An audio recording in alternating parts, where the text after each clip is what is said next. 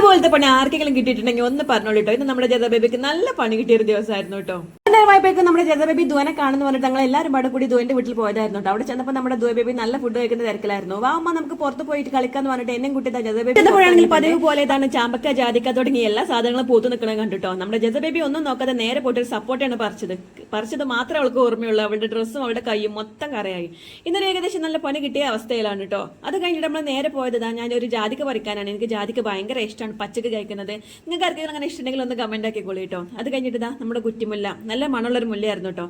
നമ്മുടെ ജതബേബിക്ക് അത് കുറച്ച് പറിച്ചു കൊടുത്തതല്ലാതെ അവൾക്ക് നിന്നോട് ഒരു താല്പര്യം കാര്യമൊന്നും കണ്ടില്ല കേട്ടോ. ഞാനത് നേരെ ജതബേബിയുടെ കാര്യം പറയുകയാണെങ്കിൽ ജസനെ കണ്ടപ്പോൾ അവൾ ഡബിൾ ഹാപ്പി ആയിട്ടോ. ഞങ്ങൾ ചെന്നപ്പോൾ ഏകദേശം മൂടിയായിട്ട് ഇരിക്കുകയായിരുന്നു. അത് കഴിഞ്ഞ് നമ്മൾ നേരെ വീട്ടിലേക്ക് തിരിച്ചു പോകുന്ന വഴിയാണ് കേട്ടോ. അങ്ങനെ പോകുന്ന വഴിക്ക് നമ്മുടെ ജതബേബിക്ക് മിഠായി വേണമെന്ന് പറഞ്ഞിട്ട് ഞങ്ങളൊരു കടയിൽ കയറിയതാണ്. അവിടെ ഏകദേശം എല്ലാ മിഠായികളും ഉണ്ടെങ്കിൽ അവൾക്ക് ഈയിടെയായിട്ട് കോപ്പിക്കോ എന്താണെന്ന് അറിയില്ല ഭയങ്കര ഇഷ്ടമാണ്. അങ്ങനെ ഏതായാലും ഒരു 10 രൂപക്ക് കോപ്പിക്കോ വാങ്ങിയിട്ട് ആൾ കൈ പിടിച്ചിട്ടുണ്ട്. അപ്പോൾ നമ്മുടെ ഇന്നത്തെ വീഡിയോ നമ്മുടെ വീഡിയോസ് ഇഷ്ടപ്പെട്ടാൽ ലൈക്ക് ചെയ്യാൻ ഷെയർ ആൻഡ് സബ്സ്ക്രൈബ് ചെയ്യാൻ. വീഡിയോ വരുന്നത് വരെയും tata bye bye, see U.